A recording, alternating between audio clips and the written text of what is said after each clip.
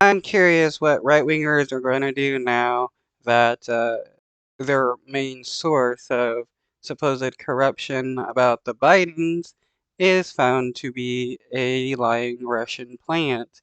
Are they going to double down and still pretend that what this dude has been saying is the truth and still pretty much support Russia? Judge has now ordered a former FBI informant who's charged with lying about the Bidens to be held until his trial. Alexander Smirnov had been rearrested over concerns he's a flight risk because of his access to Russian intelligence and millions of dollars. NBC's David Noriega is outside the courthouse in Los Angeles. Also with us, former prosecutor Charles Coleman.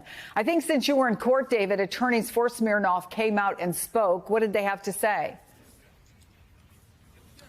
Chris, the main thing they said is that they intend to appeal the decision to the Ninth Circuit, the decision keeping Smirnov in prison until his trial begins. Now, there were a couple of interesting things that happened.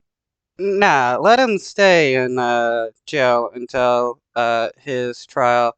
Anybody else that lies to the government, especially about some crime stuff, don't get out quite easily just for whatever.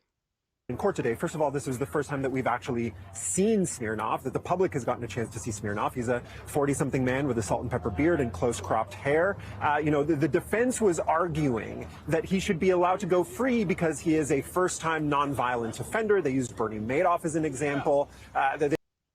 Nah, who cares if he's a nonviolent offender? He was giving false information to the FBI. He was knowingly getting from Russia in order to try to mess with our government. The dude can stay in jail until his trial and then stay in jail for the rest of his life because, he's going to probably be in jail for quite a while once he's convicted. They also said that he has ties to the United States, that he has no intention of fleeing. Otherwise, he would have tried to flee during the 2 days that he was free before being rearrested.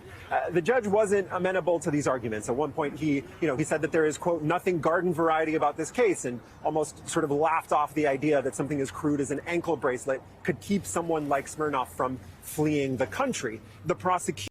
Yeah, you'd think Smirnov would get lawyers that could construct a better defense for him, especially with all the money that he has. The prosecution's argument was really based on what they say are Smirnov's extensive ties to foreign intelligence, particularly Russian intelligence, which they say could help resettle him somewhere outside of the United States, and the fact that he lied about having access to $6 million in liquid funds. That's, again, according to the prosecution. One last little nugget that Yeah, this dude is just lying, lying, lying. So you definitely can't trust him when he says he's not a flight risk. we got from this that sheds, I think, a little bit of light on Smirnov as a character, who up until this point has been pretty shadowy, is that the U.S. Marshals opted to arrest him at his lawyer's Man, what a coward, hiding his face. office rather than at home because they say he owns 9 firearms